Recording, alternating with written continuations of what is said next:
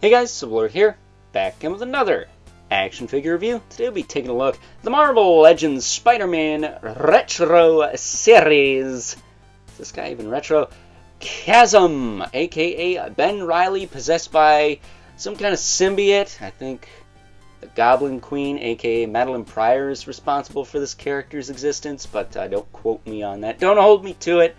It may not hold up in court, but at any rate, figure is brought to us by none other than the fine folks over at Hasbro, as well as the local friend who shall not be named for privacy reasons, who was nice enough to pick me up this guy from my local Ollie's for $10. So you can't beat it, especially when we cut right to the chase and get into the meat and taters of this review and take a look see at all this guy has to offer in terms of accessories, because it is just the bare minimum. These little swirly twirly green thingies.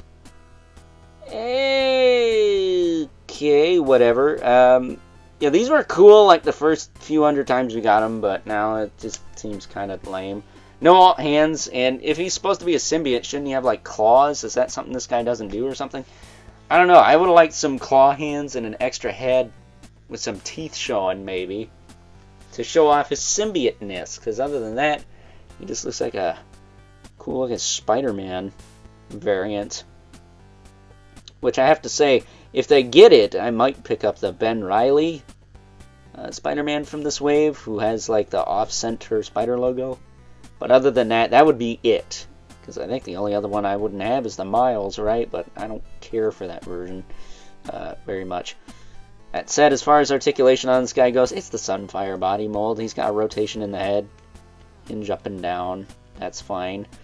Cool looking head sculpt. Kind of looks like a stretched, like skull face almost.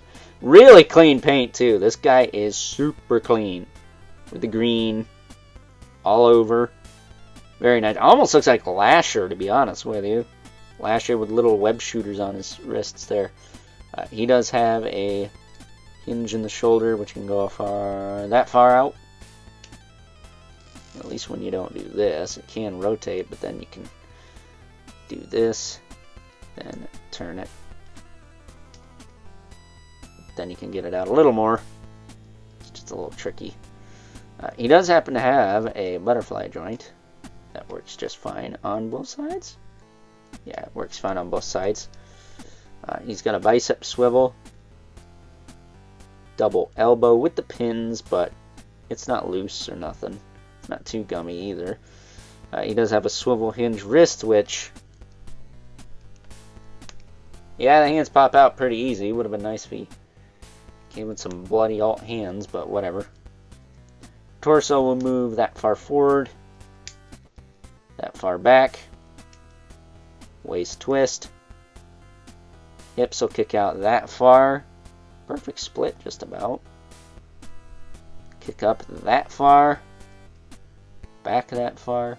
He's got a thigh cut. I don't think his hips are PVC, but I honestly can't tell.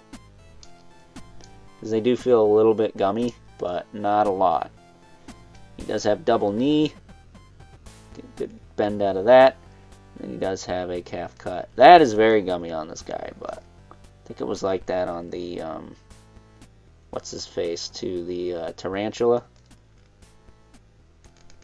But it's not, it doesn't feel gummy in the peg very much. But I don't plan to use that joint often anyways, so that's whatever. He does have a hinge in the foot though, with a rocker joint. That's your lot for Chasm. Not the most exciting figure ever, but that's why he's going up on a Tuesday, isn't it? The Daredevil Elektra was the star of this wave, if you ask me, along with the Rose. But, you know, I like symbiotes, so I had to get this guy. I'm a symbiote sucker, as they say. But bringing in that Daredevil Elektra. See just how much better of a figure she is, even though she does not have the most paint going on compared to Chasm. She's just like a red figure, for the most part. Just a really decent new sculpt that they'll probably only use for her. Unless maybe they use some of those parts on the Psylocke with the Wolverine. Maybe. I doubt it. Instead, bringing in our 2 regulars, we have the Mythic Legion's Brother Mandibulus. And the infamous 11 Spawn, who, as usual, towers over everyone. But Chasm does look like a Spawn character, doesn't he? Especially one of the newer ones that aren't as interesting as the 90s ones. Yeah, I said it. What you gonna do about it? Bitch! So, with that being said, it's time now that we wrap things up. Some final thoughts. Overall, and despite the fact that he is not the most monstrous of symbiotes we've gotten throughout the life of the Marvel Legends line, or Marvel Comics in general, that's just the nature of the beast, I'm afraid.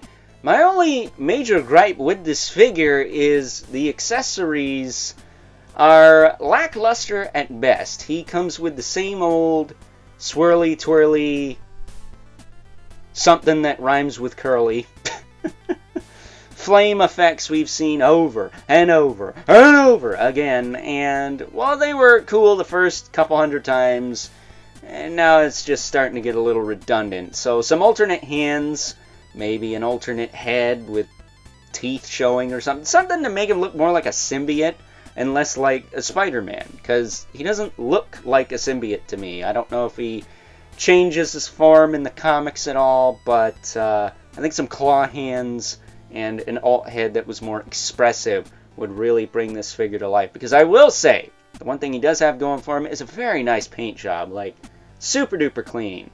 So with that being said, hope you guys enjoyed this review. Until next time, I'll catch you guys later.